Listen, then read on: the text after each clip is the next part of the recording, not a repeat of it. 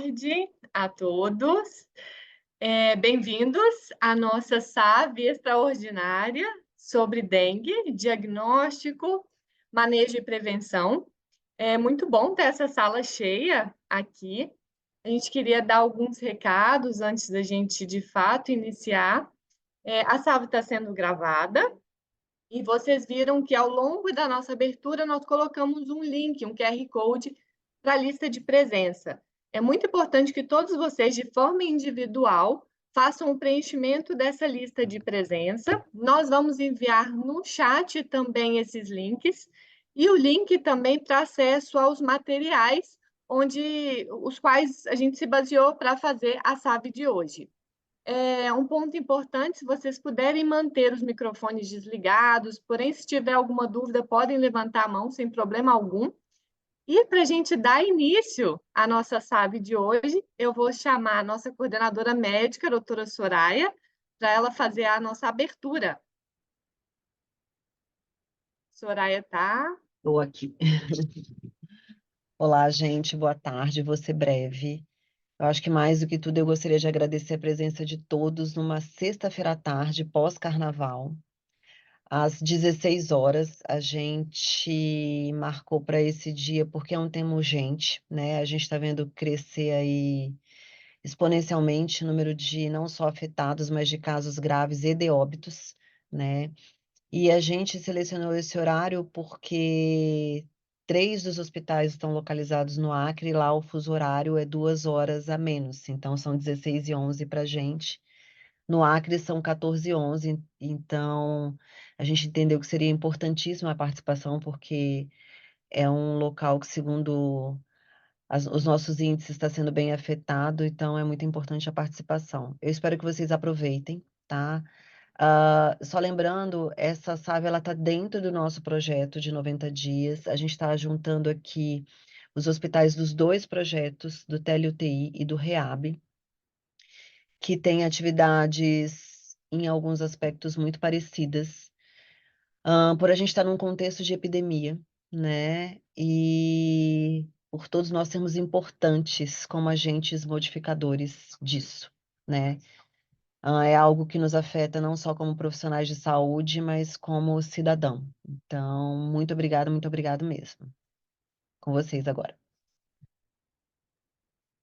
Antes de eu passar a palavra, obrigada, Soraya. Antes de passar a palavra para o Bruno, um dos nossos Brunos que vão conduzir a apresentação, a gente queria fazer um momento de interação inicial com vocês.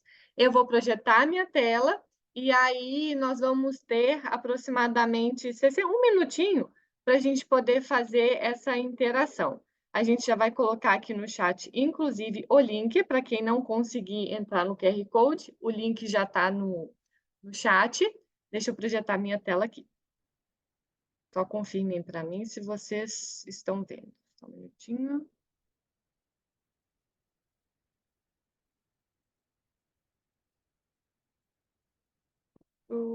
Aqui. Vocês estão vendo minha tela? Sim, Jay. Ótimo. Então, 60 segundinhos. Para mim não tem modo de apresentação, tá, Jenny? Não tá?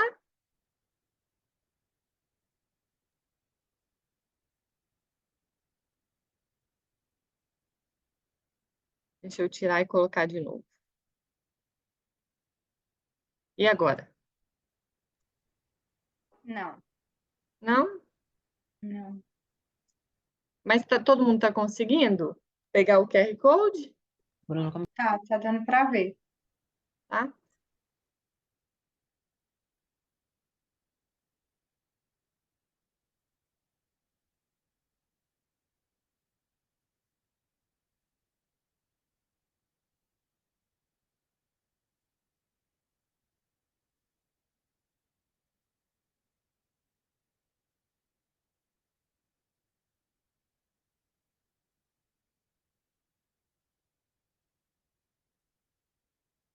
Prontinho. Bruno?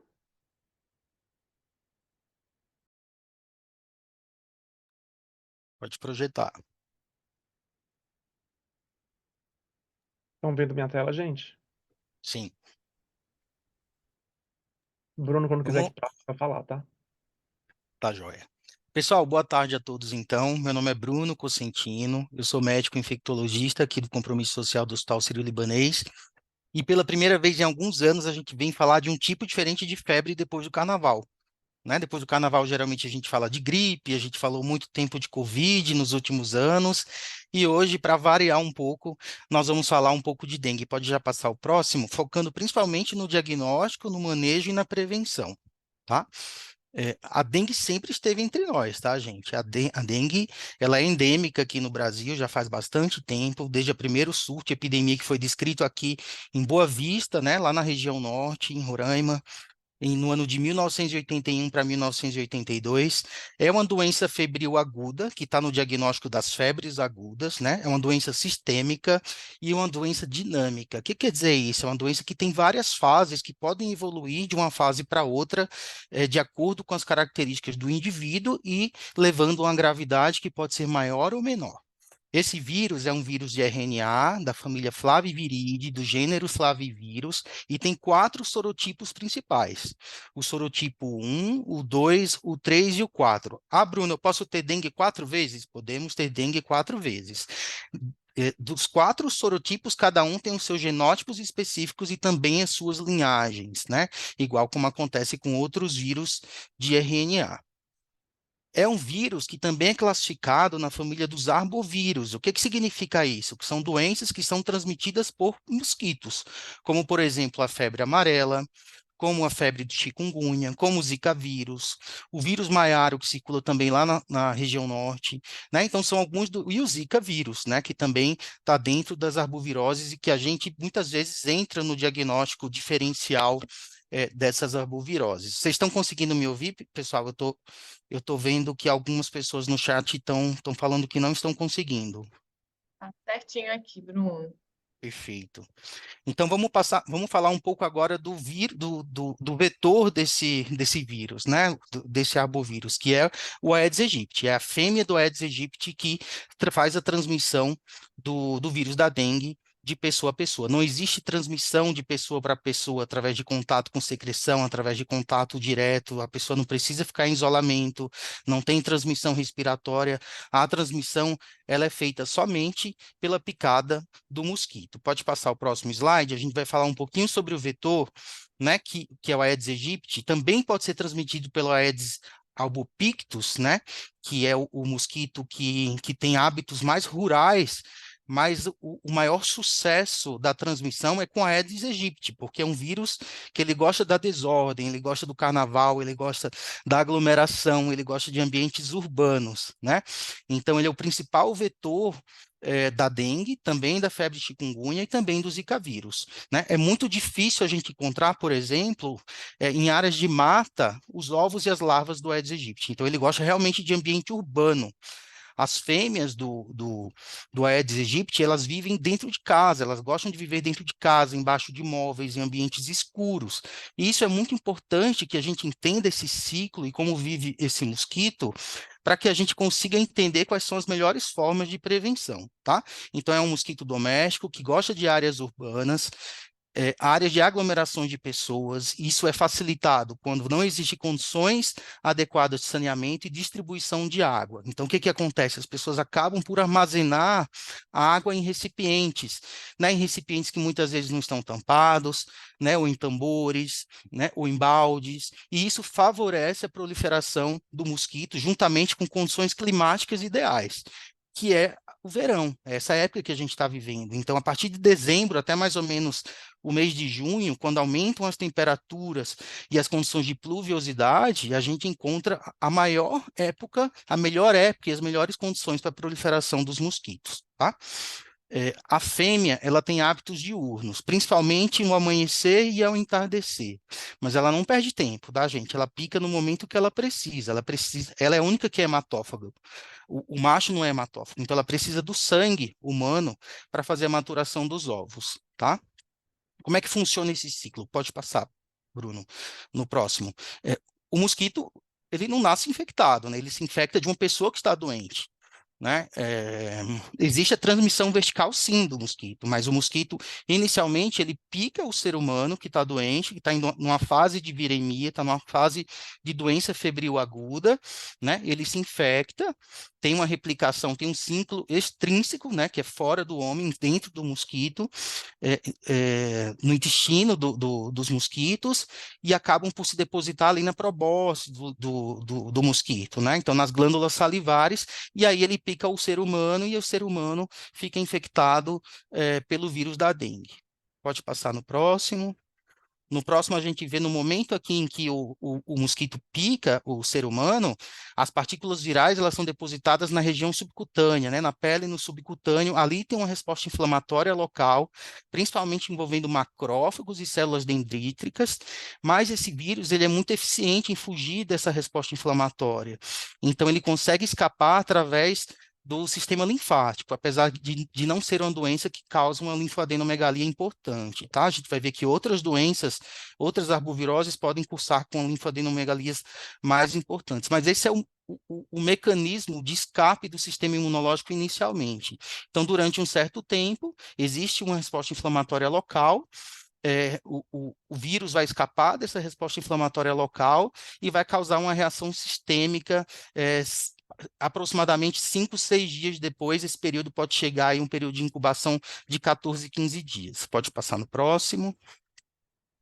Então, o que a gente vê em comum aqui, por exemplo, entre essas 3 doenças principais, as arboviroses, né? A dengue, a zika e o chikungunya, o mosquito, né? O Aedes aegypti, ele é responsável pela transmissão dessas doenças no ambiente urbano, na região das Américas, né? Principalmente, e aí a gente muitas vezes confunde o quadro clínico entre um e outro. Então, eu trouxe aqui só para a gente tentar focar um pouco na dengue, mas para a gente ter um pouco entender um pouco da diferença dos sinais e sintomas nessas 3 doenças, né? Então, por exemplo, a febre na dengue é uma febre muito alta, né? A partir de 38, 39 graus e de início súbito. Essa febre, ela dura aproximadamente 2 a 3 dias, mas pode durar todo o período de doença, se estender até 10 dias. Então, a gente sempre fala na dengue de um período de uma semana, um período de 7 dias, podendo se estender até 10, né? E a febre, ela é de início súbito e dura 2 a 3 dias. Essa febre é um pouco mais baixa nas outras doenças, né, como zika e chikungunya, também durando um período menor.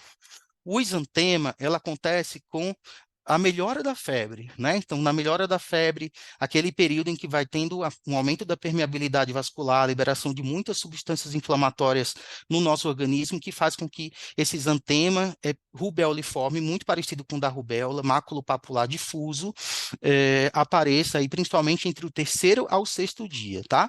Na zika e no chikungunya, ele é um pouco mais precoce, ainda é na fase febril. Tem uma mialgia importante, né? As 3 doenças cursam com muitas dores musculares, mas a mialgia mais importante é realmente na dengue. Pode cursar com dores articulares, apesar que a dor articular ela é mais característica na chikungunya, e levando também ao edema articular como consequência, né? E uma outra característica que é mais comum no Zika, que é a conjuntivite. Na dengue, ela é um pouco mais rara, tá?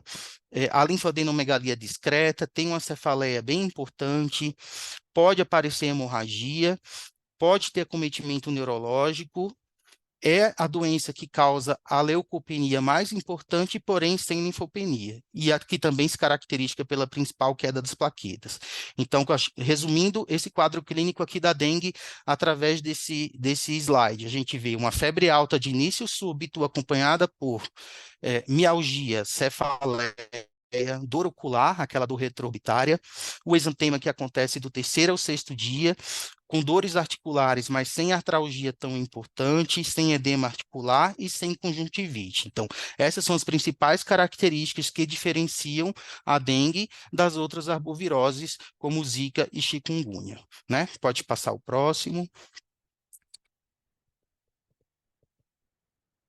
Nesse próximo slide, a gente mostra quais são as fases, né? As fases de evolução da dengue. né? Então, a gente tem uma primeira fase que a gente chama de fase febril, que essa fase pode durar 2 a 3 dias, principalmente, né? É uma fase em que a principal complicação clínica que pode acontecer é a desidratação, né? A gente não tem alterações laboratoriais tão importantes, e é o período que acontece a maior viremia, que são os 2 a 3 primeiros dias de doença, tá? Quando a gente sai da febre, né, do segundo para o terceiro dia, a gente entra na fase crítica. Essa fase crítica é a fase mais importante e a fase que muitas vezes a gente acha que está melhorando, que o nosso paciente está em fase de melhora, e aí é quando o paciente pode evoluir em poucas horas para o choque ou para formas hemorrágicas, né? Então é uma fase que dura aí mais ou menos do terceiro ao sexto dia, onde ocorre choque e o sangramento, principalmente por extravasamento de líquido intravascular, né? E aí a hipotensão e o choque acabam acontecendo em decorrência disso, com comprometimento de órgãos-alvo, com disfunções orgânicas importantes, né? E nessa fase existe um sinal laboratorial que é muito importante de ser observado, que é a hemoconcentração. A hemoconcentração a gente consegue perceber através do hemograma, e muitas vezes a gente pede o hemograma na suspeita de dengue para olhar a plaqueta, né? Sendo que quase todas as viroses, as infecções virais agudas, podem cursar com plaquetopenia. Logicamente que a plaquetopenia ela pode ser mais acentuada no diagnóstico de dengue, mas quando a gente pede esse hemograma, é principalmente para a gente tentar entender se o paciente está tendo extravasamento de líquido, né, para o extravascular e está tendo hemoconcentração. Então, um dos sinais mais importantes dessa fase é o aumento do hematócrito, tá? Então, vocês devem ter visto aí essa pergunta lá no pré-teste e que é muito importante de ser avaliado, e eu vou repetir, para a gente nunca mais esquecer. O hemograma que a gente pede para avaliação inicial dos pacientes com suspeita de dengue, principalmente aqueles pacientes que têm comorbidades, que têm fatores de risco, é para a gente checar o hematócrito, tá? E não necessariamente as plaquetas. E existe uma fase de recuperação.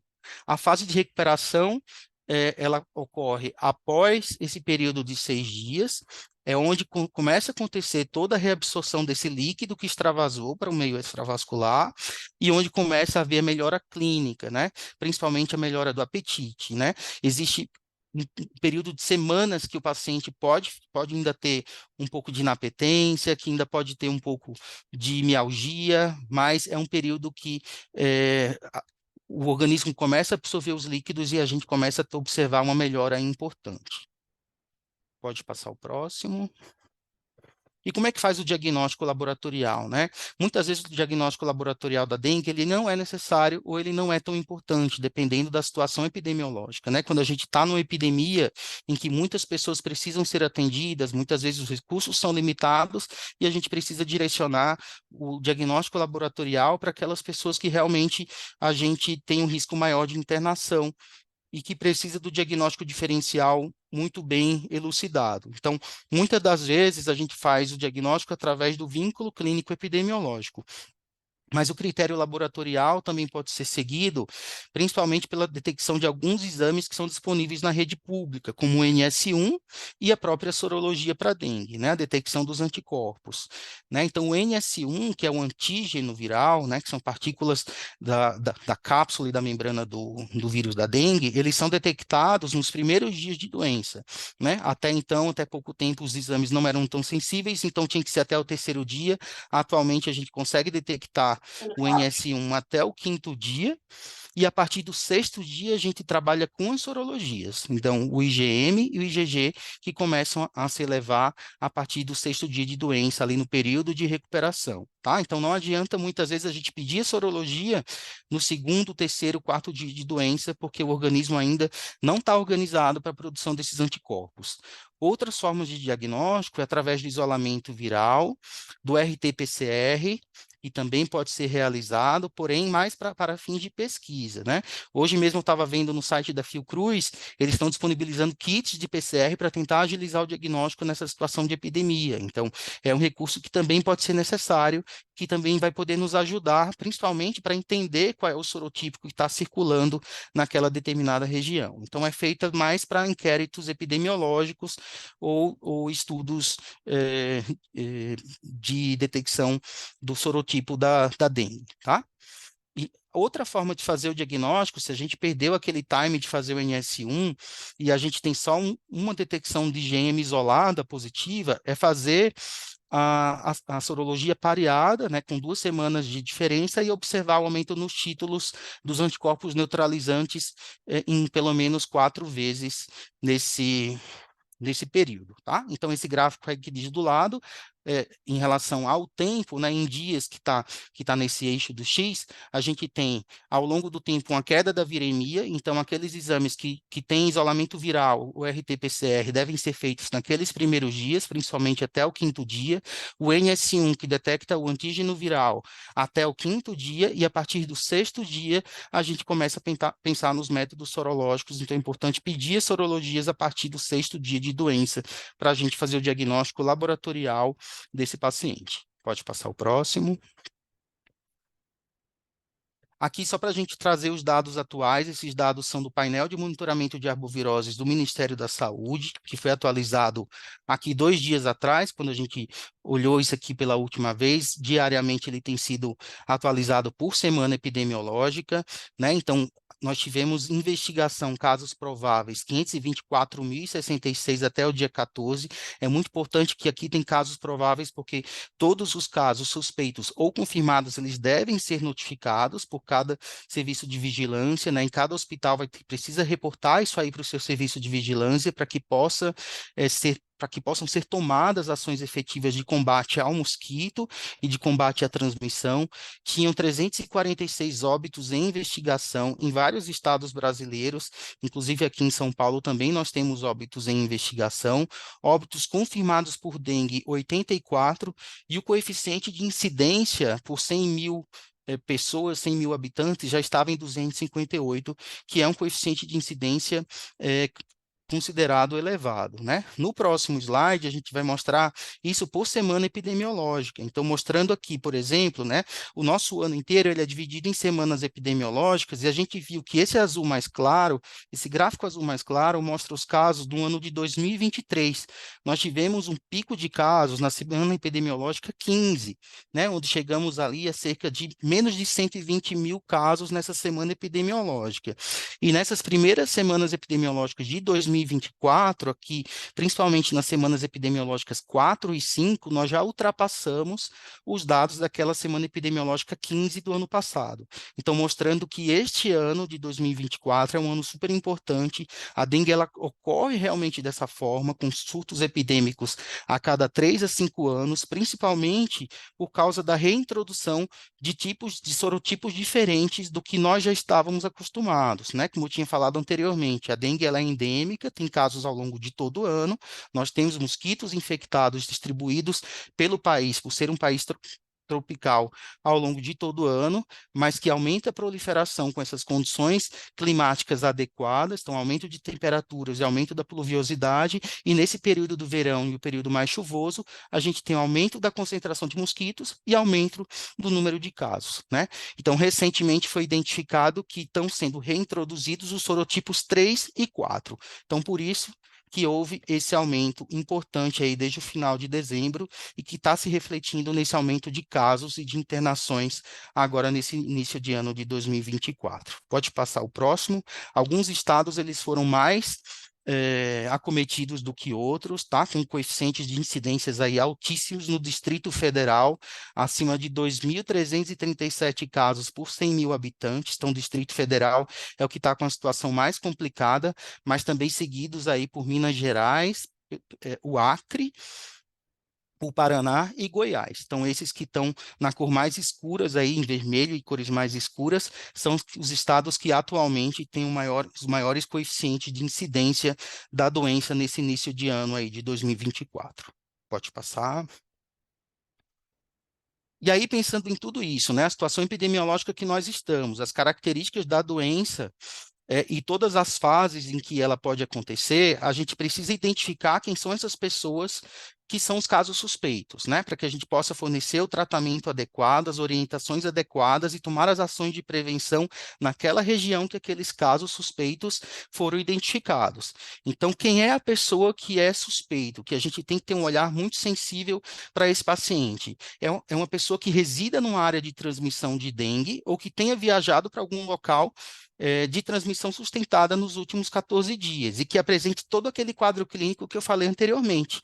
A febre alta, de início agudo, de duração de 2 a 7 dias, e 2 ou mais das seguintes manifestações. Então, febre alta, de início súbito, com mais 2 ou mais manifestações: náuseas ou vômitos, o exantema, cefaleia ou dor retroorbitária, mialgia ou atralgia, petequias ou teste do torniquete, teste de prova do laço positiva e leucopenia. Isso independente de ter sinais de alarme ou sinais de gravidade. Aqui é só para a gente identificar quem é o caso suspeito. Então, tendo febre alta com 2 ou mais desses seguintes sintomas, a gente já trata esse paciente como um caso suspeito de dengue. Esse caso precisa ser notificado e a gente vai precisar identificar se esse paciente tem fatores de risco e a gente vai em busca de sinais de alarme e sinais de gravidade para a gente fazer a classificação clínica desse doente. O caso que é considerado como provável é aquele que não tem a confirmação laboratorial. Ele tem todo o caso suspeito, mas ele tem um vínculo epidemiológico com uma pessoa que é confirmada, né? Muitas vezes um familiar, um contactante, uma pessoa que vive na mesma região, na mesma casa, ou um paciente que, por exemplo, tem uma amostra única de um IgM, de uma sorologia IgM positiva. Essa classificação foi a OMS e a OPAS que propôs para que a gente consiga diferenciar quem são esses casos suspeitos, prováveis e confirmados. E os casos confirmados são aqueles que, pelos testes que a gente falou anteriormente, têm a confirmação laboratorial, como, por exemplo, o RT-PCR, a proteína viral NS1 por ELISA, né, ou isolamento viral, ou ainda a confirmação com um aumento de 4 vezes o título da sorologia. Né? Em pessoas já falecidas, a autópsia com detecção do genoma viral ou teste de imunistoquímica também positivos. Então, esses são os casos confirmados. Então, o primeiro passo é a gente identificar qual que é o caso suspeito, que é aquele caso que preenche o critério de caso suspeito, febre alta, mais 2 dos seguintes sintomas. Pode passar o próximo. Identificando esse paciente como suspeito, nós vamos precisar entender em que fase da doença esse paciente está. Se esse paciente está na fase febril, se ele está na fase crítica ou se ele está naquela fase de recuperação, porque a conduta é diferente, tá? Então, a gente precisa olhar para o paciente, entender quais são as suas características, a característica da doença, entender se ele preenche critério de definição de um caso suspeito e caracterizar em que fase da doença ele está. Então, a fase febril, como já tinha falado anteriormente, ela pode durar de 2 a 7 dias, né? Pode ser acompanhada de enrijecimento facial, de eritema, né? O exantema, dor corporal generalizada, mialgia, atralgia, todos aqueles sintomas da definição de caso suspeito. Pode haver bradicardia relativa nessa fase, porque a febre não eleva com tanta frequência a frequência cardíaca, identificar se o paciente está na fase crítica, né, que é principalmente depois daqueles 2 a 3 dias da febre, que a temperatura cai abaixo de 37,5 ou até menos, e aí é nesse período que acontece o aumento da permeabilidade vascular. Tá? Então, entender se o paciente está nessa fase é muito importante para que as ações efetivas ocorram, porque o paciente, nesta fase, ele pode evoluir em questão de horas para choque e também para o óbito. Tá? Então, muitas vezes a gente entende que pacientes foram avaliados, passou no pronto-socorro, e aí que são liberados, e muitas vezes não são identificados as características do paciente que está nessa fase crítica, e aí a gente não consegue identificar, por exemplo, uma elevação do hematócrito, ou que o paciente está tendo um aumento da permeabilidade vascular, e aí poucas horas depois esse paciente apresenta sinais de hipoperfusão e choque hipovolêmico. Essa fase ela dura cerca de 24 a 48 horas, tá? E a fase de recuperação, que é quando a gente passa dessa fase crítica e vai ocorrendo essa reabsorção gradual do líquido que já foi extravasado, ele volta para o compartimento intravascular e dura mais ou menos de 48 a 72 horas. E aí é quando o estado geral começa a melhorar e o paciente começa a voltar a querer comer, o apetite começa a ser restaurado, tá? Pode passar o próximo. Então, identificamos qual é o paciente com critério que tem critério de suspeita, identificamos em que fase da doença ele está, febril, fase crítica ou fase de recuperação, e aí a gente vai fazer a classificação atual que a OMS recomenda para todos os casos, que é a dengue sem sinais de alarme, que usualmente a gente chama de dengue clássico, dengue com sinais de alarme e a dengue grave, que é principalmente o paciente com a forma hemorrágica ou com o choque, tá? Então, dengue sem sinais de alarme é o paciente que tem todo aquele critério de definição de caso, náusea, vômito, exantema, cefaleia, mialgia, artralgia, petequia, leucopenia, associado à febre de início súbito, né, como a gente já tinha falado, dengue com sinais de alarme. Então, é todo o caso de dengue que, por volta do início da febre, principalmente no período dessa defervescência da febre, apresente um ou mais dos seguintes sinais de alarme, tá? É sempre importante lembrar, gente, que o choque, ele geralmente é precedido de dor abdominal. O paciente tem dor abdominal intensa, tem extravasamento de líquido para o extravascular e evolui com choque. Então, a dor abdominal é um dos sinais mais importantes, por isso que ele é o primeiro sinal de alarme que aparece aqui, nessa classificação. Então, dor abdominal intensa e contínua, ou dor à palpação do exame, então é um paciente que precisa ser muito bem avaliado, precisa ser muito bem examinado. É um paciente que tem vômitos persistentes, que também pode ser sinal de desidratação e de perda de líquido, ou acúmulo de líquidos em cavidades, sangramentos de mucosas. É o paciente que tem letargia, ou que está mais irritado, hipotensão postural, hepatomegalia acima de 2 centímetros da reborda costal, e aumento progressivo do hematócrito, tá? Então, os valores a gente vai falar um pouquinho mais lá na frente, mas é importante que o paciente seja identificado e avaliado, principalmente aquele paciente que tem comorbidades, que tem fatores de risco para formas graves, para a gente entender se está tendo elevação do hematócrito, se sinais de extravasamento vascular, para que a gente possa classificá-lo como dengue com sinais de alarme, porque é um doente que não pode ser liberado do pronto-socorro. E o paciente com dengue grave, que é o paciente que tem dengue, é um caso que preenche o critério de suspeita e que apresenta uma ou mais das seguintes manifestações: o choque ou dificuldade respiratória devido ao extravasamento plasmático grave, algum tipo de hemorragia grave e comprometimento grave de órgãos, como, por exemplo, lesão hepática, miocardite, que são outros sinais mais raros, mas que também pode acontecer. Então, nós identificamos o paciente se ele é suspeito. Quando a gente tem o paciente com critério de suspeita, identificar em que fase da doença ele está, fase febril, fase crítica ou fase de recuperação, e qual que é a classificação do tipo de dengue que esse paciente tem: dengue sem sinais de alarme, com sinais de alarme ou a dengue grave, tá? No próximo, a gente vai ver que essa classificação, ela permite com que a gente consiga encaixar os pacientes numa prioridade de atendimento, né? Então, a gente vai falar desses grupos que são sugeridos em todos os esquemas do Ministério da Saúde, também da Organização Mundial da Saúde, em grupos A, B, C e D, né? Em que o grupo A, o paciente não tem uma prioridade de atendimento, ele pode ser atendido de acordo com o horário de chegada. No grupo B, ele é uma prioridade não urgente. Grupo C, urgência, né? Atendimento mais rápido possível, e o grupo D, o paciente em choque, que deve ser atendido de forma emergencial, com atendimento imediato. Vamos falar um pouquinho de cada grupo desse, de acordo com a classificação que é utilizada atualmente, né, que é adotada pelo Ministério da Saúde. Então, no próximo slide, a gente vai falar um pouquinho do grupo A. Nesse grupo A, o paciente preencheu o critério de definição de caso suspeito, não tem nenhum sinal de alarme daqueles que tinha falado para vocês, e o paciente não tem comorbidade, não é de grupo de risco ou não tem alguma condição clínica especial, tá? O que é condição clínica especial? É um paciente morador de área livre, é um paciente que não tem condições de ser reavaliado, alguma situação social que ele não consegue voltar ao hospital.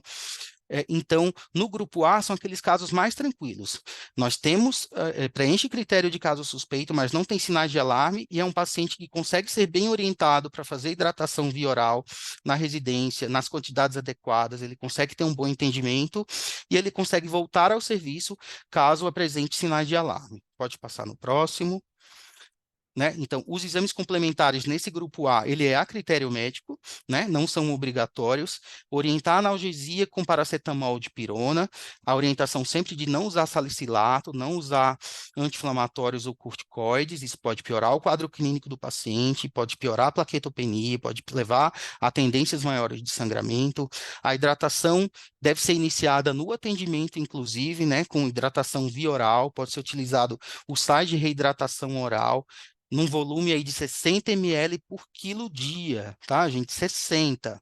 É muito importante que a gente siga essa orientação, porque o paciente pode passar por aquela fase de extravasamento vascular e perder muito líquido. Então, isso leva à desidratação e ao choque de forma mais rápida. Então, é muito importante que a gente oriente. Então, por exemplo, um adulto de 70 quilos, ele vai ter que tomar aproximadamente 4,2 a 4,5 litros de água por dia. E a gente sabe que não é tão fácil, principalmente quando a gente está com a doença febril aguda, né, em que a gente perde o apetite. Então, é muito importante que essa orientação seja realizada. Ela pode ser iniciada no atendimento, um terço desse volume já pode ser com sais de reidratação oral e os 2 terços com outros líquidos como chás, sucos, né, que podem ser ofertados também de forma livre. Esse paciente deve ser reavaliado quando ele entra naquele período de fase crítica, tá? Então, houve melhora da febre, a temperatura começou a baixar de 37,5, esse paciente deve ser reavaliado para ver se esse paciente tem fatores de risco ou está evoluindo para uma forma mais grave, já que ele está entrando naquela fase crítica da doença, tá? A fase crítica da doença é um período de tempo, tá, gente? Aquele do terceiro mais ou menos ao sexto dia. Não significa que todo mundo vai ter uma doença grave, mas todo mundo pode passar numa fase crítica, que é uma fase mais delicada. Os exames específicos de detecção do vírus, de sorologia, de NS1, eles vão ser indicados conforme a situação epidemiológica local. Em muitos casos, eles não vão ser necessários, porque o diagnóstico vai ser por vínculo clínico epidemiológico. E nunca esquecer de notificar o caso para a vigilância local. Pode passar o próximo. A gente traz aqui o exemplo que tem no manual de diagnóstico da dengue do Ministério da Saúde para utilizar o cartão de acompanhamento do paciente com suspeita de dengue, porque a gente consegue colocar qual foi a classificação do paciente, quando foi o início dos sintomas, se ele colheu algum exame, qual foi o resultado do hematócrito, qual foi o resultado da plaqueta, o controle dos sinais vitais, a gente consegue orientar. Aqui tem orientações do volume da hidratação, da instalação de um soro caseiro, se for o caso, que o paciente precise fazer na residência, e resultados de exames que podem ser acompanhados. Então, é muito importante que a gente utilize o cartão de acompanhamento, porque fica mais fácil para o profissional que, por exemplo, vai reavaliar um caso suspeita de dengue, do grupo A. Tá? Vai ser para todos, mas o grupo A, como é um paciente que a prioridade é que ele fique em casa, vai ser interessante na reavaliação ali quando ele estiver entrando na fase crítica. No próximo grupo, grupo B, ele também preenche o critério de definição de caso, ele também não tem sinais de alarme. Mas é um paciente que pode ter sangramento espontâneo de pele ou induzido. O que é o sangramento induzido de pele? É a gente fazer a prova do laço positivo, que a gente vai mostrar um pouquinho mais lá na frente. Se o paciente não tem sangramento espontâneo ou induzido, não tem sinais de alarme, preenche critérios de definição de caso suspeito, mas é um paciente que tem comorbidade, é um paciente hipertenso, é um paciente diabético, que tem alguma outra condição clínica, é uma gestante ou tem um risco social, é um paciente que muitas vezes a gente não garanta que ele vai voltar no tempo adequado para a reavaliação, esse paciente deve ser automaticamente classificado no grupo B, tá? O grupo B, a diferença dele é que a gente vai precisar reavaliar ele diariamente e o hemograma vai ser obrigatório na avaliação desse paciente. Pode passar o próximo. Como que a gente faz a prova do laço, né? Então, a prova do laço, a gente falava muito da prova do laço quando se falava em dengue, né? Hoje em dia se sabe que ela tem um baixo valor preditivo para formas graves e também para critério de hospitalização. Houve uma meta-análise recente, se eu não me engano, em 2022, que mostrou que ela realmente tinha um valor preditivo muito baixo para identificar essas formas mais graves, mas ainda é uma ferramenta que dá para usar nos pacientes de baixo risco e pacientes não obesos. Então, a gente vai verificar a pressão arterial do paciente, né, calcular o valor médio da pressão, a pressão sistólica mais a diastólica dividida por 2. Então, por exemplo, se é um paciente que chega por 100 por 60 de pressão arterial, a média vai dar 80 e nós vamos deixar o manguito insuflado, né, por 3 a 5 minutos, 5 minutos no adulto e 3 minutos em crianças, ou até o aparecimento das petequias, tá? O que acontecer primeiro?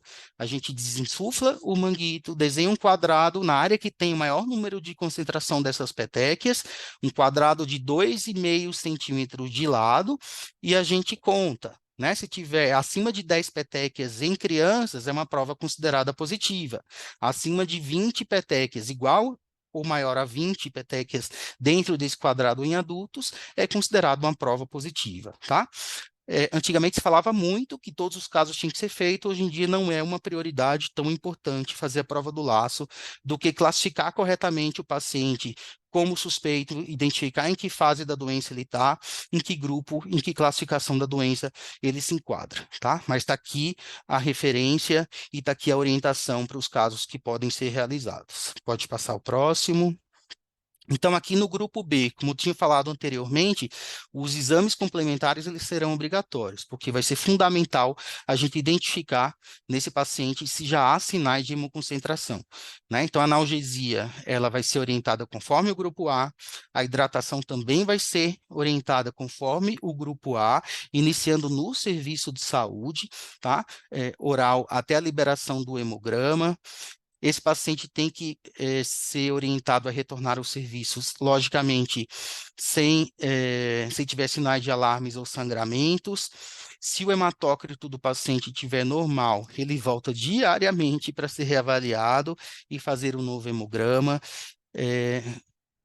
Ou aumentado em 10% em crianças maior que 42, mulheres maior que 44 e homens maior que 50%, esse é um paciente que deve ficar em observação para hidratação oral ou endovenose, reavaliação do quadro clínico e olhar o hematócrito de plaquetas novamente, tá? Porque já se sabe que na fase crítica da doença, a evolução para o choque ela pode acontecer em poucas horas. Então, é muito perigoso num paciente que tem um hematócrito já alterado, a gente pedir para voltar no outro dia e não fazer a hidratação endovenosa e repetir o hematócrito desse paciente. Os exames específicos, né, como o NS1 sorologia, vão ser também de acordo com a situação epidemiológica local, com a disponibilidade, de preferência fazer para que a gente tenha confirmação laboratorial desse caso. E notificar sempre. Pode passar o próximo. E aí a gente entra nos grupos C e D, e aí eu vou chamar o meu amigo Bruno, né, que é nosso enfermeiro intensivista do Tele-UTI, para passar para vocês como é a conduta e o manejo dos pacientes nos quadros do paciente com dengue com sinais de gravidade. Obrigado, Bruno. A troca entre os Brunos. Boa tarde a todos, eu sou o Bruno Castro, sou enfermeiro intensivista aqui do Projeto REAB, e vou falar um pouquinho para vocês sobre o manejo dos casos graves, né, como o Bruno falou, o grupo C e o grupo D. Então, antes de tudo, o grupo C são aqueles pacientes que estão apresentando sinais de alarme, e o grupo D são aqueles pacientes que já estão apresentando um quadro de choque, tá? Então, falando um pouquinho, relembrando um pouco o que o Bruno falou sobre a fase crítica. Então, ela se inicia com o declínio desse quadro febril que o paciente apresentou. A gente precisa tomar medidas diferenciais e observação nesse paciente, porque é justamente essa fase crítica que pode desenvolver pode evoluir para uma dengue grave, e eu tenho que ter muito atenção aos sinais de alarme que o Bruno falou anteriormente. Então, em relação aos sinais de alarme, o que a gente precisa saber e ter como profissionais da saúde? Eles têm que ser rotineiramente pesquisados e valorizados. Então, eu sempre tenho que estar em busca desses sinais, eu tenho sempre que estar atento a esses sinais se o paciente vem apresentar ou não. Eu preciso orientar esse paciente quais são esses sinais. Então, se, por exemplo, é um paciente do grupo A, que ele foi para casa e começou a desenvolver o sinal de alarme, ele precisa ser orientado para reconhecer quais são esses sinais e voltar ao serviço hospitalar para poder ser atendido e conseguir conseguir dar todo o apoio necessário para esse paciente. Então, os sinais de alarme, eles vão marcar o início da deterioração clínica e esses sinais de alarme eles são os precedentes do choque pelo extravasamento plasmático. Então, mais uma vez falando, quais são esses sinais de alarmes, então? É a dor abdominal intensa, que pode ser referida ou à palpação, e ela é uma dor contínua. Então, eu tenho vômitos persistentes, eu tenho um acúmulo de líquidos, ascite, derrame pleural ou derrame pericárdico. Eu posso ter uma hipotensão postural ou uma lipotímia, uma hepatomegalia com acima de 2 centímetros do rebordo costal. Eu posso ter sangramento de mucosa, ou esse paciente pode apresentar uma letargia ou uma irritabilidade. Então, esse paciente ele pode chegar a desenvolver a dengue grave. Então, na dengue grave, eu tenho o paciente apresentando um quadro de choque, eu tenho um acúmulo de líquidos, justamente por causa desse extravasamento plasmático que acontece na deteriorização da doença nesse paciente com dengue grave.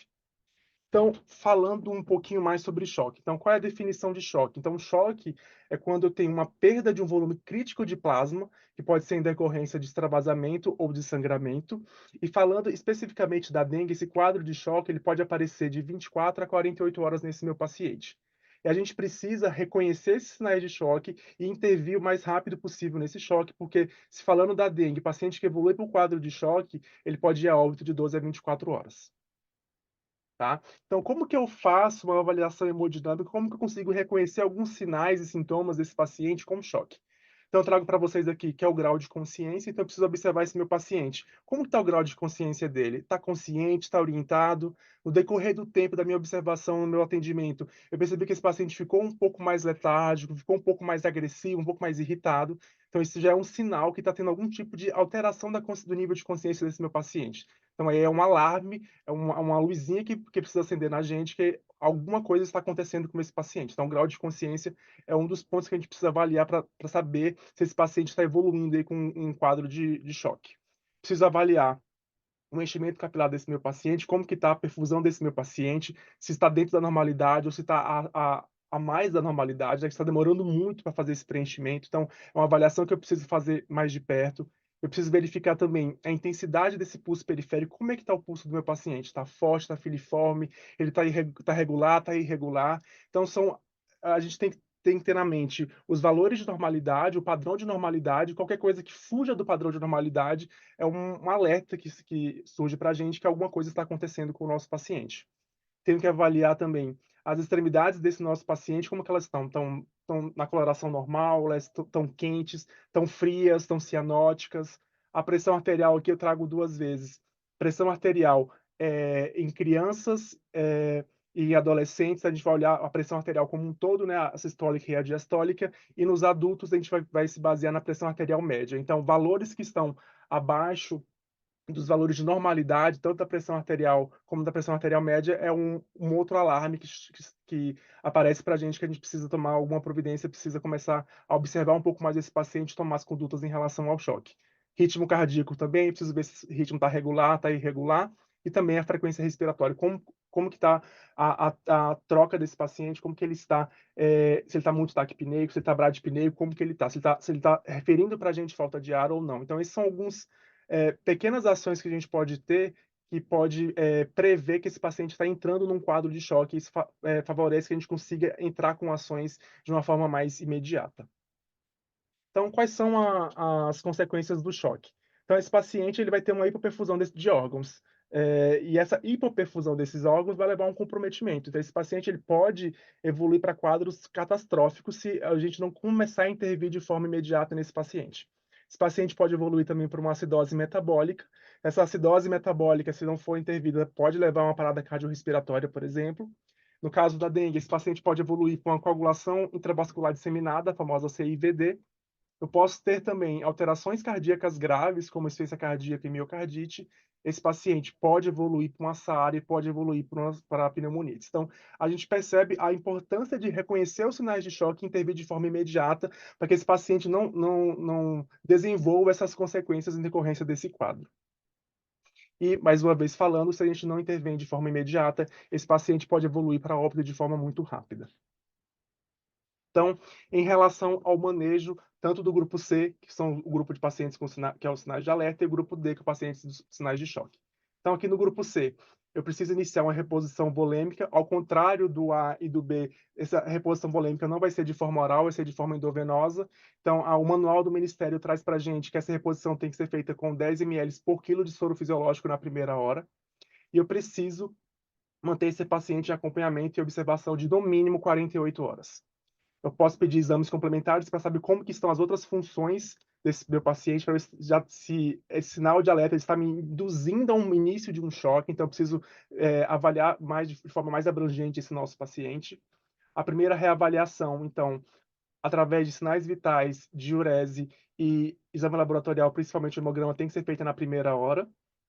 E se esse paciente mantém esse quadro de sinais de alerta ou evoluindo para uma certa piora, eu tenho a possibilidade de repetir essa expansão volêmica que eu falei anteriormente por até 3 vezes, caso ele não apresente nenhum tipo de melhora. Se esse paciente, a gente fez a reposição volêmica 1 ou 2 vezes, ele começou a apresentar sinais de melhora, os sinais de alerta começaram a diminuir ou abrandaram os sintomas, esse paciente começa a ter uma melhora laboratorial, eu posso começar a ir para a fase de manutenção dessa expansão volêmica. Então, a primeira fase consiste em eu ofertar para esse paciente 25 ml por quilo em 6 horas de soro fisiológico, e aí, na segunda fase, eu vou administrar 25 ml por quilo em 8 horas. Então, esse é um tratamento ideal que o Ministério da Saúde traz para a gente no manual da reposição volêmica de ser imediata e com essas proporções. Caso esse meu paciente ele não apresente nenhuma melhora desse quadro, eu já tenho que tratar ele como um paciente do grupo D. Então, esse paciente ele está com uma piora dos sintomas, então ele está no início de um sinal de choque. Então, ele já não deixa de ser o paciente do grupo C e passa para ser o paciente do grupo D, que são os pacientes de choque. Então, no caso de pacientes do grupo de choque, a reposição volêmica ela precisa ser rápida. Então, em até 20 minutos, eu preciso fazer 20 ml por quilo de soro fisiológico nesse meu paciente. A reavaliação desse meu paciente ela tem que ser mais precisa e mais rápida. Então, a reavaliação clínica desse meu paciente tem que ser de 15 a 30 minutos, e o hematócrito, né, desse meu paciente tem que ser coletado a cada 2 horas. Eu preciso fazer um monitoramento contínuo, tanto dos sinais vitais, essa reavaliação clínica, quanto do exame laboratorial. Eu posso também repetir essa expansão volêmica até 3 vezes nesse paciente, caso não apresente nenhuma melhora do quadro que ele está apresentando. E o acompanhamento preferencial desse paciente do grupo D, que está com sinal de choque, tem que ser feito em terapia intensiva. Na minha visão, e acho que a visão de todos aqui também, é que sinal de alerta, grupo C, por causa dessa observação mais contínua, dessa reavaliação, seria interessante ele ficar num leito monitorado, principalmente numa sala vermelha. Já o paciente do grupo D, é essencial que ele esteja num leito de terapia intensiva por causa de todo esse cuidado e todo esse manejo que esse paciente precisa ter por causa do choque. Então, se por acaso, aqui no paciente do grupo D, eu fiz todas essas medidas, repeti a reposição volêmica por até 3 vezes, e esse paciente mantém o quadro de choque. Então, o que eu preciso fazer? Eu preciso avaliar o hematócrito desse meu paciente. Então, se o hematócrito está em ascensão, eu preciso usar, além do soro fisiológico, eu preciso usar o uso de expansores plasmáticos. Então, eu preciso utilizar, nesse caso, a albumina. O manual prega para a gente de 0,5 a 1 grama por quilo, e na falta, colóides sintéticos de 10 ml por quilo por hora. Caso esse hematócrito esteja em queda, eu preciso investigar se está tendo algum tipo de hemorragia e avaliar também a coagulação desse meu paciente. Então, eu coletei um hemograma, vi que o hematócrito está em queda e esse paciente está apresentando sinais de sangramento. Então, eu preciso fazer uma transfusão nesse paciente. Então, se eu tiver uma hemorragia, se a hemorragia está confirmada, o manual traz para a gente que a gente precisa fazer de 10 a 15 ml quilo dia de hemotransfusão. E eu preciso também avaliar a coagulopatia desse meu paciente. Então, se esse paciente tem algum distúrbio de coagulação, eu posso fazer o uso de plasma, então aqui pede 10 ml por quilo, uso de vitamina K e do crioprecipitado. No caso do crioprecipitado, é uma unidade para cada 5 a 10 quilos. Um ponto importante que a gente precisa ter é em relação à transfusão de plaqueta. Então, eu só vou só vou usar a transfusão de plaquetas se eu tiver um sangramento persistente desse paciente, que ele não foi controlado depois das correções dos fatores e se mantém esse quadro de choque no paciente, então eu preciso fazer uso da transfusão de plaquetas. E se esse paciente mantém uma trombocitopenia e o NR maior do que 1,5 vezes o valor de normalidade. Então, nesses casos, a gente faz uso da transfusão de plaquetas. Então, tirando todo esse quadro de gravidade, eu fiz tudo o que estava ao meu alcance, esse paciente começou a apresentar melhora dos sintomas, né? Então, o que traz para a gente que esse paciente está indo para a fase de recuperação da doença?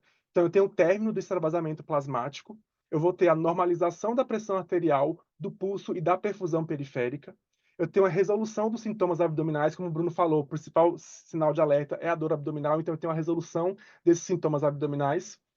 Eu tenho a diminuição do hematócrito na ausência de sangramento. Então, naquele caso lá que eu falei que precisou fazer hemotransfusão, o paciente continua com sintomas. Então, não é uma melhora do quadro.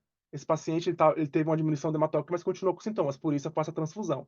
Nesse caso, eu tenho a diminuição do hematócrito, não tem nenhum sinal de sangramento, eu não tenho nada. Então, é um sinal de que ele está encaminhando para a fase de recuperação. Então, eu tenho diminuição do hematócrito sem ausência na ausência de sangramento, e a diurese desse meu paciente ele vai se normalizar, né? Então, o organismo vai começar a se readequar para poder voltar às normalidades. E o paciente, eu fiz tudo isso para esse paciente, ele mantém a infusão de volume, o paciente começou a apresentar melhora dos sintomas, eu preciso interromper ou reduzir a velocidade mínima necessária de expansão volêmica para esse paciente. Melhorou o quadro, não preciso continuar dando esses altos volumes de expansão para o meu paciente. E algumas considerações que o manual traz para a gente, que são bem importantes no tratamento, no manejo da dengue nos grupos C e D. Então, eu preciso ofertar O2 em todas as situações de choque no meu paciente. Vai depender do grau de manejo desse meu paciente, como esse paciente está. Então, eu posso fazer uso de cateter de O2, de máscara, de uma VNI ou de um tubo. Então, se o paciente está numa fase de choque muito grave, o paciente está com perda de consciência, não está mantendo uma via aérea definitiva, eu preciso fazer mão da intubação para garantir via aérea e garantir essa oferta de oxigênio. Então, é importante a gente ofertar oxigênio para o paciente em todas as situações de choque. Esse paciente, por causa da quantidade de volume que se pede para esse tratamento, para esse manejo da doença, ele pode evoluir com edema subcutâneo e derrames cavitários. Então, eu preciso acompanhar de perto esse paciente do grupo C e D dessa reposição volêmica. Eu preciso avaliar esse paciente mais de perto. Eu preciso medir a diurese desse paciente. Como que está o balanço hídrico desse meu paciente? Está adequado para a quantidade de volume que eu estou administrando? Como que está ficando o balanço desse meu paciente? E, mais uma vez, sinais vitais e hematócrito é super importante a gente fazer essa avaliação de perto, por isso a necessidade desse paciente estar em terapia intensiva. Uma coisa que o manual traz para a gente é em relação a risco e benefício de procedimentos invasivos desnecessários. Então, a gente precisa saber até que ponto eu invadir o meu paciente, eu fazer um procedimento invasivo vai ser benéfico para ele naquele quadro que ele está apresentando. Então, por exemplo, se o paciente ele está bem, ele está estável, eu consigo monitorar a oximetria dele com um oxímetro normal de pulso. Então, é uma maneira de eu ver a oximetria desse meu paciente de forma não invasiva.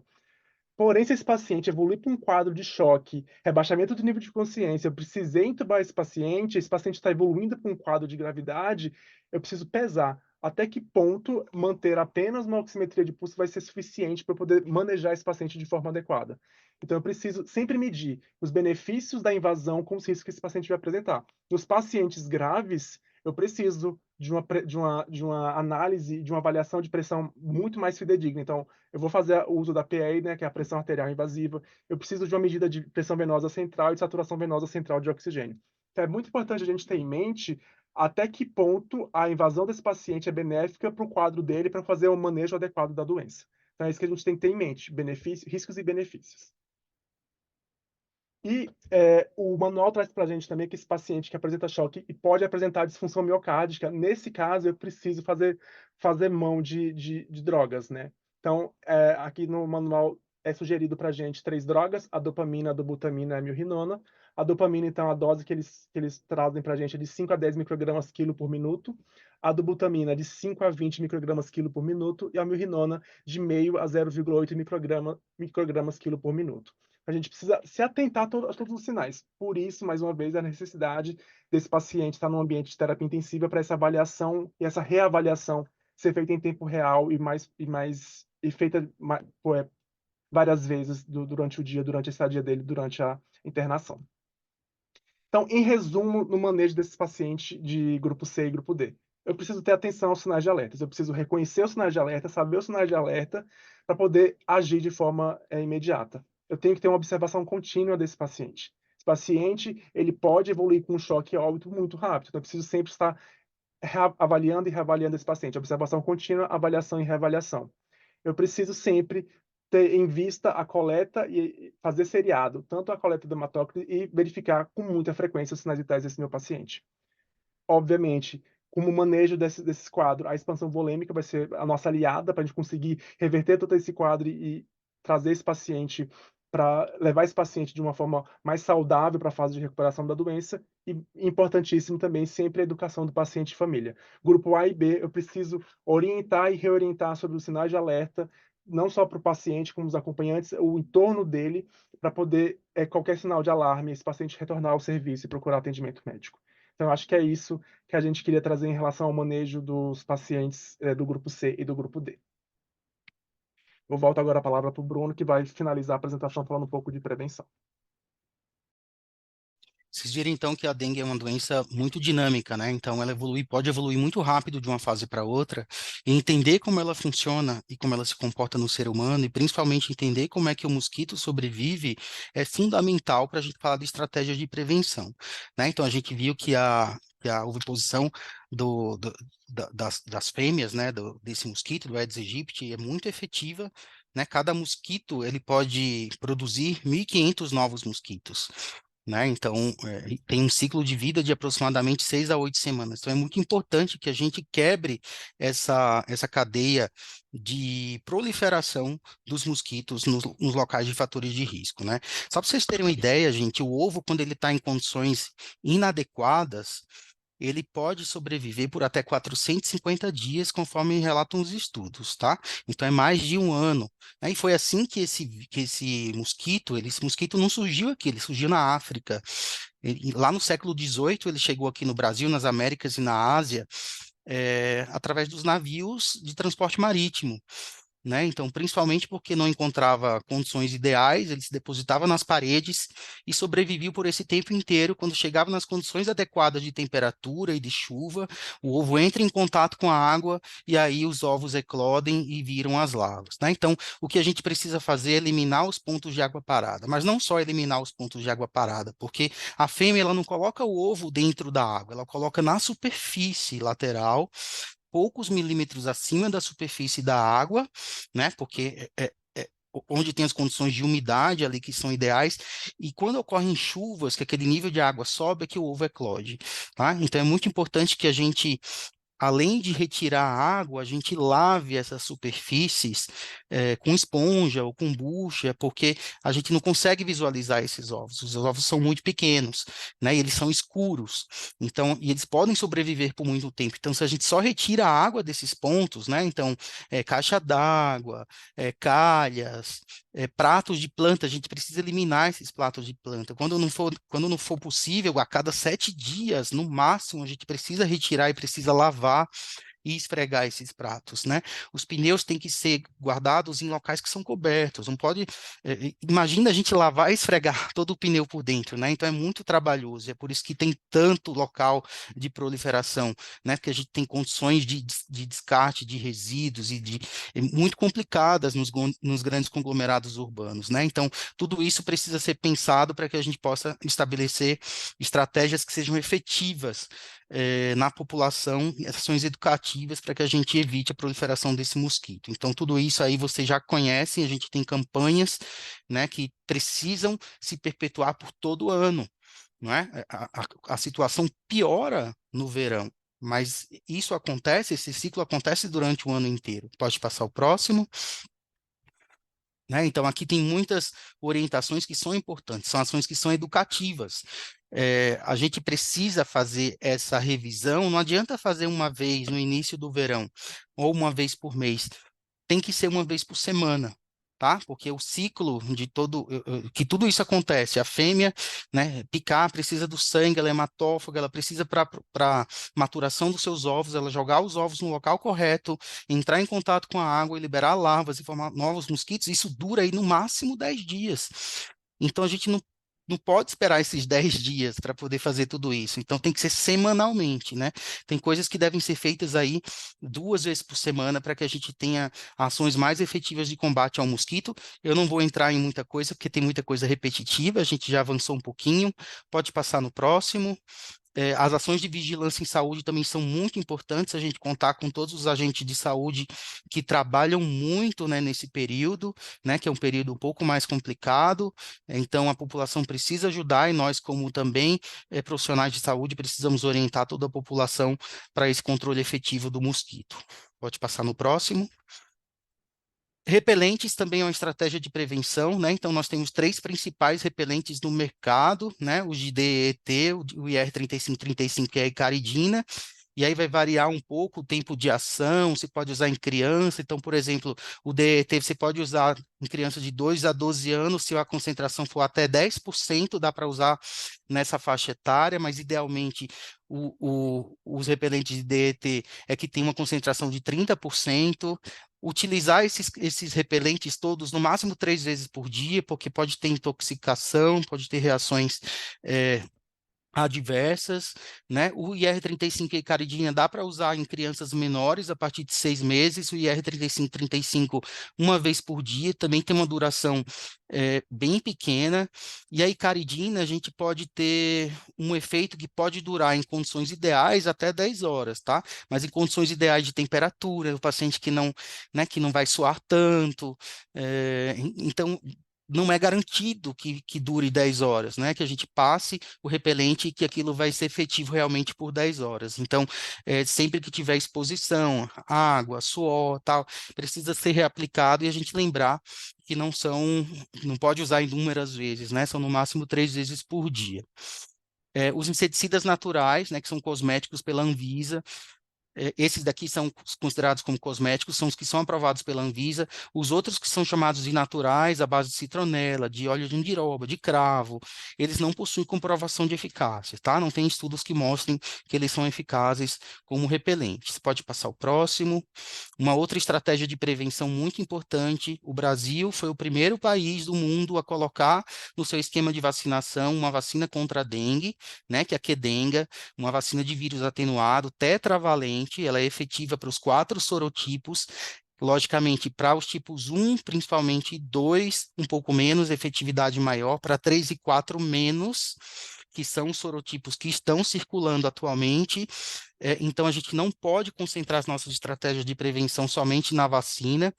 É uma vacina que que foi fabricada por uma empresa japonesa, Takeda, né? Tem estudos clínicos, está lá no Clinical Trials registrado, tem mais de 4 anos e meio de acompanhamento, com eficácia de 80% no geral. Em faixas de idade de crianças e adolescentes, ela chega a 90%, e o Ministério da Saúde, OMS, recomendou como estratégia por um número limitado de doses justamente nessa faixa, porque após os 60 anos, essa é a faixa etária que mais ocorrem hospitalizações, tá? Então, por enquanto, ela está aprovada para uso adulto e pediátrico dos 4 a 59 anos, não tem estudos mostrando vacinação em idosos, que é uma faixa que realmente pode evoluir com formas graves, mas ainda não tem estudos nessa população. Ela é realizada exclusivamente por via subcutânea em 2 doses, um intervalo de 3 meses. A D1, 3 meses depois, a D2. 15 dias após a D2 é quando você tem a efetividade máxima da imunoprevenção. O registro da Anvisa dela não é uma coisa recente, é de março do ano passado, já vai ter 1 ano, mas ela foi incorporada ao SUS agora na reunião da Conitec em dezembro de 2023. Então, é mais uma arma, é mais uma estratégia que a gente tem para a prevenção dos casos de dengue no Brasil, que é um dos maiores países em número de casos, né, do mundo. Pode passar o próximo. Aqui para vocês verem, a gente disponibilizou para vocês um link com os materiais que foram utilizados para essa apresentação. Tudo que foi falado aqui vem desse manual de dengue, diagnóstico e manejo clínico, tanto no adulto quanto na criança. Ele foi revisado, se eu não me engano, no ano passado. É uma versão muito recente, muito atualizada. Tem várias outras orientações, principalmente aqueles pacientes que usam antiagregantes, plaquetários, né? Quando utilizar, quando tem que suspender, todas essas orientações, elas estão, como tratar a hipertensão, né? Então, todas essas orientações, elas estão disponíveis também nesse manual, em caso de dúvidas, e nossas equipes também estão à disposição nas teleconsultorias, né? Para a discussão dos casos que possam estar internados aí nos hospitais de vocês. Pode passar o próximo. Eu espero que tenha ficado uma mensagem muito importante aí, não só de detecção, mas também de prevenção. Vou chamar vocês agora para responder aquelas mesmas questões que vocês responderam lá no início, as 3 perguntinhas básicas. A gente falou tanto aqui de questões que são bem importantes e a gente espera nunca mais ver vocês pedindo hemograma para ver o número da plaqueta somente, tá? Estou dando uma dica aí super importante para a resposta das questões. Tá, Jennifer? Acho que a gente vai colocar agora aí o QR Code para que eles acessem o pós-teste. Eu agradeço e a gente fica aqui à disposição para a discussão após aí o link dos 60 segundos do pós-teste. Obrigado, pessoal.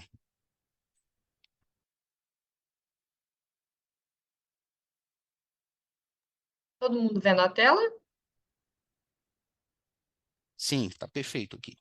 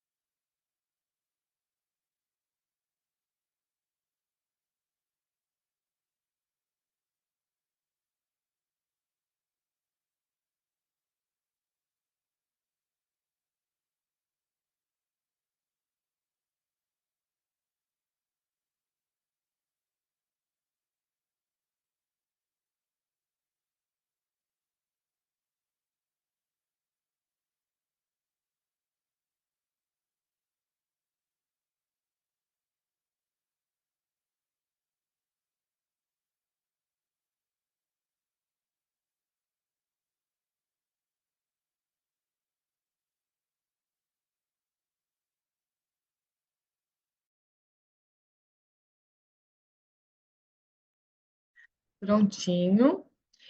Pessoal, alguns recados, nós vamos partir para a discussão agora, para a gente poder esclarecer algumas dúvidas. E só que antes, a gente queria reforçar algumas coisas. Tem a lista de presença no chat, se vocês puderem clicar e assinar. Outro ponto é que os materiais que foram apresentados, né, a apresentação utilizou alguns materiais.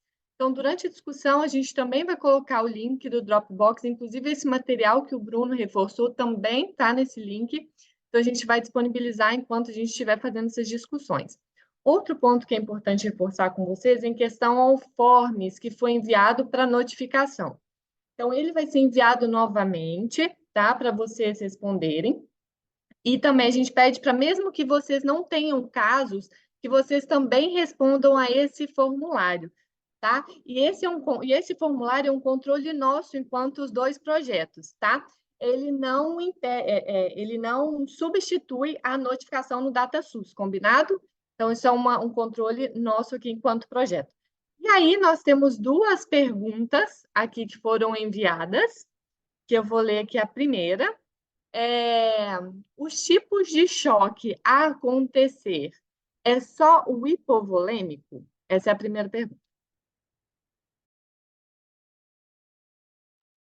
Uma coisa que o manual traz também, eu vou só acrescentar, é que traz inclusive a diferença do choque séptico para o choque hipovolêmico da dengue, né? O da dengue classicamente é um choque hipovolêmico, mas nada impede de um paciente desse que está na UTI, com dispositivo invasivo, e o Bruno lembrou super bem, eu como que sempre fui de infecção hospitalar, gente, não invada um paciente desnecessariamente, o paciente com dengue que pega uma infecção de corrente sanguínea pode ter um outro tipo de choque, né? Pode ter um choque séptico e vai necessitar de antibiótico, tempo maior de internação, tá? Então, só complementando essa parte aí, em relação ao diagnóstico diferencial do choque também, né? Mas se vocês intensivistas também quiserem acrescentar algum outro ponto específico do choque na dengue, mas a princípio choque hipovolêmico, quando dengue puro, né? Oi, Sim. pessoal, boa tarde. Bru, você quer falar antes? Não, pode falar, Rachel. Eu só ia Eu sou parabenizar o a Bruno. Raquel, eu sou médica intensivista. É muito importante essa pergunta aí, porque a dengue ela é um tipo específico de choque que ela tem algumas sobreposições com o choque séptico, mas o componente principal dele é de hipovolemia e extravasamento vascular. Então, é isso que tem que ficar sempre em mente. Agora, ele pode evoluir para hemorragia, mas o principal é tratar a questão intravascular. Então, acho que é um choque diferenciado mesmo, que precisa de toda a atenção, e exatamente o que o Bruno falou, ficar atento há possíveis evoluções para outros tipos de choque, né? O paciente é grave por si só, e pode evoluir para outros componentes. Não sei se vocês querem complementar alguma coisa, pessoal.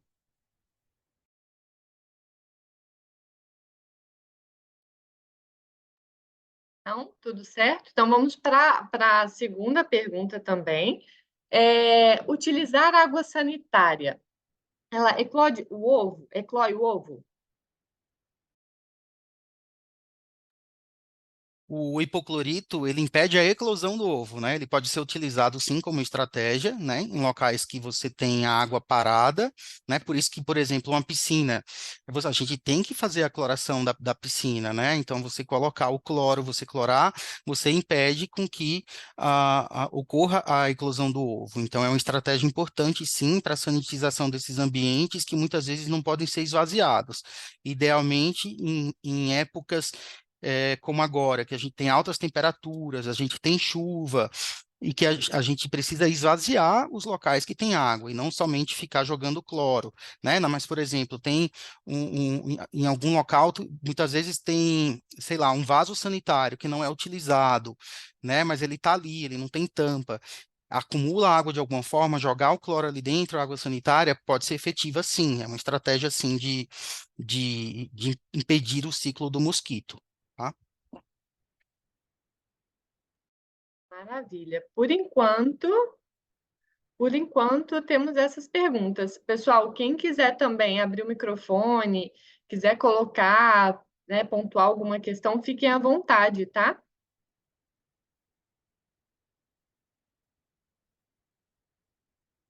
No chat aqui também não tem.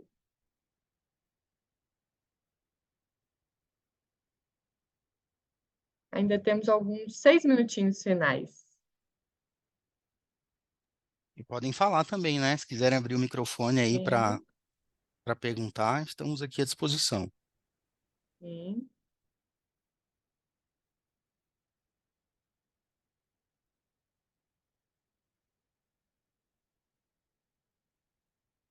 Só muitos elogios, falando que foi excelente, que foi riquíssimo. Realmente foi, né? É um assunto extremamente importante nesse momento. Tem alguém querendo falar? Então, só uma perguntinha. Meu nome é Inácio, né? Eu sou aqui do Manso Lima, do Acre, né? Muitas pessoas aqui estão tendo dúvidas, e mais, assim, em questão da diarreia, né? Pegam dengue, mas geralmente vem com um percentual de diarreia, né? É só querendo tirar uma dúvida em questão a isso, entendeu? Acho que em relação a diagnóstico diferencial, né, Inácio, é o que você está falando. A diarreia, os sintomas gastrointestinais, elas não são tão comuns no adulto, elas são mais comuns em crianças, tá? Crianças podem apresentar quadros gastrointestinais mais importantes, mas não é exclusivo das crianças, né? Pode acontecer também em pacientes adultos. A diferença, como a gente nessa época do ano também tem muitas infecções virais gastrointestinais, né? Como, por exemplo, os norovírus, os rotavírus. Então é importante a gente realmente fazer esse diagnóstico diferencial. A diferença para a dengue é que eles não costumam cursar com febre tão alta. A febre da dengue ela é mais alta, com muita prostração, com muita mialgia, dor articular e dor retroorbitária. Então é muito importante a gente, mesmo que tenham sintomas gastrointestinais, a gente seguir aqueles critérios de definição de caso, né? Então, febre alta de início súbito, acompanhados de 2 ou mais dos sinais e sintomas, náuseas ou vômitos, mialgia, dor retroorbitária, dor articular, né? Então, mesmo que apareçam sintomas gastrointestinais, ele preenche critério de definição de caso suspeito para dengue. Ele não está lá na definição de critério de caso suspeito, porque não é um dos sintomas mais comuns, mas mesmo que apareça, a gente precisa pensar e fazer o diagnóstico diferencial, principalmente se tiver, como eu falei anteriormente, a febre alta de início súbito acompanhada daqueles outros 2 sinais. Mas é muito importante realmente fazer o diagnóstico diferencial. Ótimo. Tem mais uma pergunta aqui no chat. Quanto à profilaxia de TEV, está suspensa devido ao risco de sangramento? E aí, meninos, é avaliar risco-benefício, né? que vocês acham? Exato. Acho que o mais importante de tudo é avaliar o motivo da indicação, tanto da profilaxia quanto de eventual anticoagulação. Em níveis muito baixos de plaquetopenia, abaixo de 30.000, a gente tem que considerar suspender os anticoagulantes e dupla antiagregação e antiagregação com AS também. Mas tudo é uma questão de pesar mesmo o risco-benefício, gravidade do doente, enfim.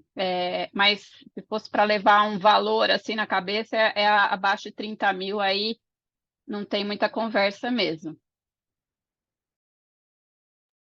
Vou trazer também uma questão, Jennifer, que foi levantada muito aí nas últimas semanas, e a gente acabou não falando na apresentação, principalmente porque não existe droga eficaz para tratamento de dengue, tá, gente?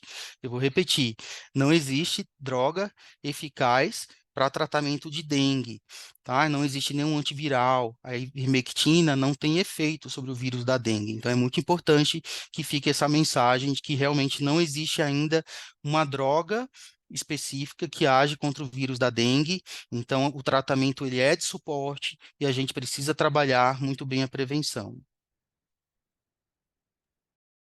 Ótimo, Bruno. E mais uma, se eu pegar dengue pela segunda vez, é maior a chance de evoluir para hemorrágica?